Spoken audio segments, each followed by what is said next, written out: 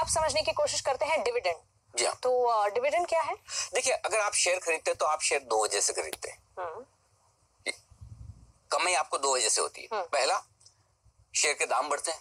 हाँ। अगर शेयर के दाम बढ़ेंगे तो आप पैसा बनाएंगे अपने आप। दूसरा, कंपनी अगर डिविडेंड देती है तो डिविडेंड क्या है? कंपनी मुनाफा कमाती है। मुनाफा कमाने के बाद उन्हें टैक्स वगैरह जो भी खर्चे वर्चे करने के बाद ही मुनाफा है बेसिकली। तो जो सब कुछ होने के बाद जो मुनाफा है कंपनी के पास, उस मुनाफे का क्या करे कंपनी? दो तरीके से यूज कर सकती है। या अपने कारोबार में वापस पैसा लगाए और उससे कारोबार बढ़ाए, एक्सपांशन करे, कारोबार विस्तार। राइट। या फिर कंपनी को लगता है कि नहीं, कारोबार विस्तार के लिए पैसा चाहिए, थोड़ा उसमें इस्तेमाल करेंगे, लेकिन थोड़ा शेयर होल्डर को वापस देंगे। हर साल शेयर होल्डर को कुछ न कुछ वापस हम कैश देंगे, शेयर होल्डर्स को खुश किया जाए। रेगुलर इनकम, वो डिविडेंड होता है। अच्छा। डिविडेंड सिर्फ और सिर्फ मुनाफे में से दिया जा सकता है। अगर मुनाफा नहीं है तो कंपनी डिविडेंड नहीं दे सकती। Point number 1। ठीक है। दूसरा, बोनस और डिविडेंड में बड़ा फर्क है कि बोनस में सिर्फ शेयर आते हैं, डिविडेंड में पैसे आते हैं। हाँ, बिल्कुल, बाकायदा अकाउंट में पैसे आते हैं। ओह, अच्छा। तो कंपनी के मुनाफे से वो एक चंक आपको दे देगी। और वो पैसे। अब कंपनी कितना डिविडेंड देगी, कितना मुनाफा बांटेगी, ये कंपनी की अलग अलग पॉलिसी होती है। कंपनी का मैनेजमेंट डिसाइड करता है कि भाई हम 100 रुपए का मुनाफा कमा रहे हैं तो हमें क्या 70 रुपए डिविडेंड में बांट देने, 50 बांटने या 10 ही बांटने। जो ज्यादा फास्ट ग्रो करने वाली कंपनियां होती है, जिन्हें कैपिटल की पूंजी की बड़ी जरूरत होती है, वो डिविडेंड कम देती है। जो कंपनियां ऐसी बहुत बड़ी हो चुकी है, जिन्हें लगता है कि हमें एक्सपांशन करने के लिए और पूंजी की ज्यादा जरूरत नहीं है, वो डिविडेंड में बांटती है पैसा। आमतौर पर सरकारी कंपनियां ज्यादा डिविडेंड देती है, सरकारी बैंक ज्यादा डिविडेंड देते हैं। तो इस बात पर डिपेंड करता है कि आप किस कंपनी के शेयर होल्डर हैं। और जाहिर सी बात है कि बोनस की तरह डिविडेंड भी उन्हीं को मिलता है जो शेयर होल्डर है। ठीक है, लेकिन फिर अच्छी कंपनी कौन सी है, जो डिविडेंड ज्यादा दे या जो बोनस ज्यादा दे या दोनों ही दे? जो सब कुछ ज्यादा दे, सब कुछ वो सबसे बढ़िया है। लेकिन देखिए, दोनों में फर्क है। बोनस रिजर्व में से दिया जाता है और बोनस देने के लिए आपके पास कैश हो ना हो चलता है। लेकिन डिविडेंड देने के लिए कैश होना जरूरी है। इसलिए मैं पर्सनली ये मानता हूं, जो कंपनियां रेगुलर डिविडेंड देती है वो ज्यादा जरूरी है। और रेगुलर डिविडेंड कौन दे सकता है मानसी? जिसके पास कमाई है रेगुलर, जिसके पास बुक्स में कैश आ रहा है। कई बार क्या होता है, कंपनियां प्रॉफिट दिखाती है बहुत सारा है, लेकिन प्रॉफिट तो दिखाएंगी, सामने स्टॉक्स इन ट्रेड है, डेटर्स बहुत ज्यादा है, और बैलेंस शीट में जाके देखेंगे तो मुनाफा दिखाएंगे 1000 करोड़ का, कैश इन हैंड 100 करोड़ भी नहीं दिखेगा। तो डिविडेंड देने के लिए पैसा चाहिए भाई, पैसा ट्रांसफर नहीं करेंगे तो डिविडेंड आएगा कैसे? इसलिए डिविडेंड को ज्यादा तवज्जो देनी चाहिए। अच्छा, और कई बार इसलिए होता है कि लोग शेयरों में निवेश करते हैं डिविडेंड यील्ड देख के, कि शेयर का दाम क्या है और उस पर डिविडेंड कितना आ रहा है, तो उसको देखते हुए लोग शेयरों में पैसा लगाते हैं।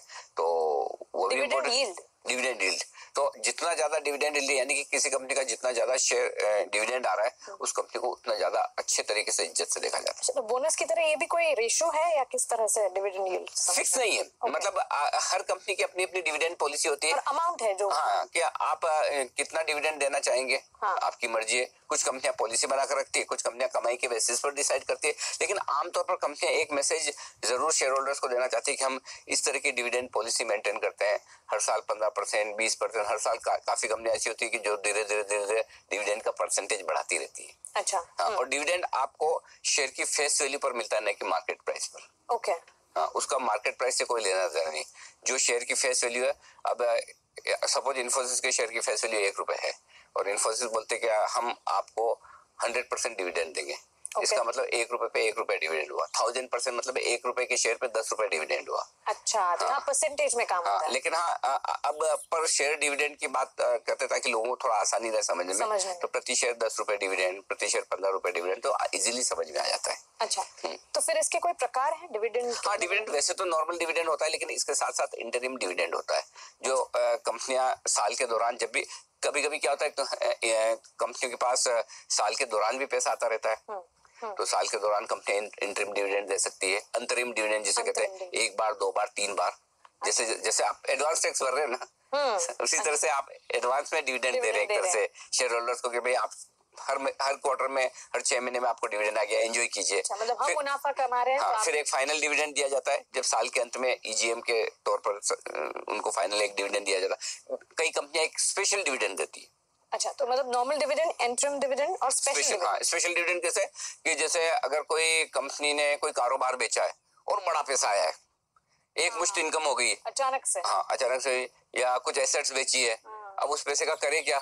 अगर उस पैसे का क्या करें, कुछ आपको पता नहीं कि बिजनेस में कहाँ लगाना है, तो ठीक है डिविडेंड दे देंगे, उसको स्पेशल डिविडेंड कहते हैं, वो एक ही बार का होता है। ठीक है, तो डिविडेंड फिर किसे मिलता है? मतलब बोनस की तरह ही आप भी शेयर धारक होने चाहिए? बिल्कुल शेयर होल्डर होने चाहिए। और सेम इसमें भी डिविडेंड किसको मिलता है, उसके लिए आपको वही 2 date, ex date, record date. अच्छा, सेम है यहाँ? सेम बिल्कुल। रिकॉर्ड डेट यानी कि जिस दिन रिकॉर्ड डेट है उस दिन क्या आप उस कंपनी के शेयर धारक हैं, क्या आपके डीमेट अकाउंट में वो शेयर हैं, अगर हैं तो ही आपको डिविडेंड मिलेगा।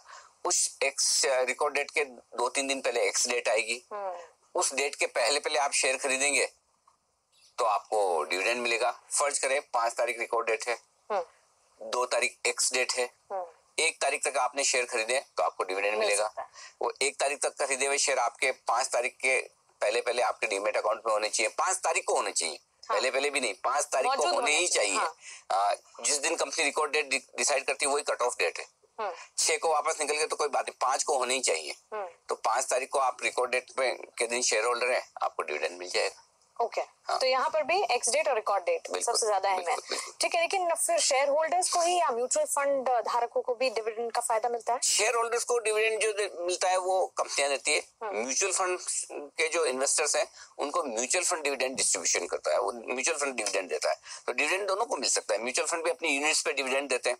क्योंकि शेयरों के दाम बढ़ते हैं, कमाई हो रही है, तो 2 तरीके से, या तो आप वो ग्रोथ ऑप्शन लेते हैं तो भाव बढ़ते जाते हैं, और अगर आप डिविडेंड ऑप्शन लेते हैं तो म्यूचुअल फंड भी डिविडेंड डिक्लेयर करते हैं, वो डिविडेंड का फायदा आपको मिल सकता है। लेकिन ये म्यूचुअल फंड हाउस देंगे अगर आप म्यूचुअल फंड में है तो फिर ठीक है। लेकिन डिविडेंड और बोनस दोनों में ही टैक्स स्ट्रक्चर क्या है? ये समझना बहुत जरूरी है। पहले डिविडेंड टैक्स फ्री था तो लोगों को बहुत अच्छा लगता था, लेकिन सरकार को अच्छा नहीं लगता था कि लोग बड़ा टैक्स फ्री डिविडेंड एंजॉय कर रहे हैं। तो अभी पिछले साल के बजट से एक बदलाव हुआ है, डिविडेंड को टैक्सेबल कर दिया गया है। इसको लेकर काफी हाय-तौबा भी मची है, लोग परेशान नाराज भी हुए हैं। अच्छा। तो थोड़े से बदलाव किए, लेकिन अभी डिविडेंड का टैक्स स्ट्रक्चर ऐसा है, छोटे इन्वेस्टर्स को दिक्कत नहीं है। जो लोग सालाना 10 लाख रुपए से कम का डिविडेंड कमाते हैं, अच्छा, उनके लिए डिविडेंड टैक्स फ्री है। 10 लाख तो बड़ी अमाउंट है। हाँ, अपने लिए बड़ी है, सबके लिए थोड़ी बड़ी है। बहुत सारे एचएनआई इन्वेस्टर्स हैं, प्रमोटर्स हैं, उनके लिए तो 10 लाख रुपए बहुत छोटी चीज है। तो 10 लाख रुपए तक का डिविडेंड टैक्स फ्री है। 10 लाख रुपए से ऊपर का डिविडेंड आप कमाते तो उस पे लगेगा आपको 10% इनकम टैक्स। ठीक है, तो आमतौर पर एचएनआई इन्वेस्टर, बड़े इन्वेस्टर्स और प्रमोटर्स, उनको डिविडेंड टैक्स देना पड़ता है। ठीक है, डिविडेंड 10% टैक्सेबल है। दूसरा एक टैक्स और लगता है डिविडेंड पर, और वो है डिविडेंड डिस्ट्रीब्यूशन टैक्स। कोई भी कंपनी डिविडेंड डिक्लेयर कर रही है, उसके पहले उन्हें डिविडेंड डिस्ट्रीब्यूशन टैक्स डिडक्ट करना होता है, और ये आपको सरकार को जमा कराना होता है। डीडीटी काटने के बाद, डिविडेंड डिस्ट्रीब्यूशन टैक्स काटने के बाद जितना डिविडेंड बचता है वो फिर शेयर होल्डर्स में बांटा जाता है। तो इसलिए इसका मतलब ये कि कई बार लोग इस चीज से नाराज भी हैं, या भाई कितना टैक्स लगाओगे? भाई एक कंपनी जो पैसा कमा रही है वो इनकम टैक्स दे रही है जी। इनकम टैक्स देने के बाद उसका प्रॉफिट आया, उस प्रॉफिट को जब वो डिविडेंड के तौर पे बांट रही है तो आपने डिविडेंड डिस्ट्रीब्यूशन टैक्स लगा दिया। वो डिविडेंड डिस्ट्रीब्यूशन टैक्स लगने के बाद डिविडेंड किसी बड़े आदमी के पास आया, 10 लाख तक तो चलो ठीक है, छूट है। 10 लाख से ज्यादा जिसने दिया उसको फिर और 10% देना है, तो ये ट्रिपल टैक्सेशन है। इसलिए शायद हाय तौबा मची। इसलिए हाय तौबा मची, लेकिन ठीक है, बड़े लोगों पे लगता है तो छोटे लोग ज्यादा चिल्लाते नहीं है। लेकिन ये है टैक्सेशन का सिस्टम। जो म्यूचुअल फंड का डिविडेंड आता है उसमें डिविडेंड डिस्ट्रीब्यूशन टैक्स की अलग अलग दरें हैं। इक्विटी पे 17.5% के आसपास है, डेट में थोड़ी ज्यादा है। तो डिविडेंड डिस्ट्रीब्यूशन टैक्स दोनों जगह लगता है, इक्विटी फंड हो या डेट फंड हो। ठीक है, तो वहां पर स्लैब्स अलग है, और कंपनियां जो डिविडेंड बांटती हैं उनकी स्लैब्स अलग होती है। ठीक है, तो लेकिन आपको एज एन इन्वेस्टर जो समझना है वो ये, साल में 10 लाख रुपए तक का डिविडेंड आप कमा रहे हैं, मस्त रहिए, टेंशन ले लीजिए। 10 लाख से ज्यादा होगा तभी आपको ज्यादा टैक्स देना पड़ेगा। तो जो आदमी 10 लाख से ज्यादा डिविडेंड कमाता है उसको क्या टैक्स की पड़ेगी? बिल्कुल बिल्कुल, है ना। तो इन्वेस्टमेंट गुरुकुल के आज के एपिसोड में डिविडेंड और बोनस, दो बेहतरीन और अहम कॉन्सेप्ट्स हमने समझे, आसान भाषा में समझे, और मैं तो समझ गई, उम्मीद करते हैं आप भी समझे ही होंगे। लेकिन जाते जाते गुरु ज्ञान तो बनता है। इन्वेस्टमेंट करने के पहले किसी भी कंपनी में सबसे ज्यादा अहमियत वाली बात है उसका डिविडेंड का ट्रैक रिकॉर्ड। कितने साल से कंपनी डिविडेंड दे रही है, किस प्रतिशत में दे रही है, क्या हर साल डिविडेंड का अमाउंट और परसेंट कंपनी का बढ़ रहा है, जो कहते हैं ना कि कंसिस्टेंट डिविडेंड ट्रैक रिकॉर्ड, मैं किसी भी शेयर को खरीदने के पहले ये जरूर देखता हूँ। इससे कंपनी की फाइनेंशियल सिचुएशन, कंपनी का कैश फ्लो और कंपनी के प्रमोटर्स की नीयत, इन 3 चीजों का पता चलता है। तो कोई भी कंपनी आप इन्वेस्टमेंट करें उससे पहले उसका डिविडेंड ट्रैक रिकॉर्ड देखना ना भूलें। कोई हाई ग्रोथ कंपनियां हो सकती है जिन्हें अपने एक्सपेंशन करने के लिए पैसे की ज्यादा जरूरत है और वो डिविडेंड ना दे, वो अलग बात है।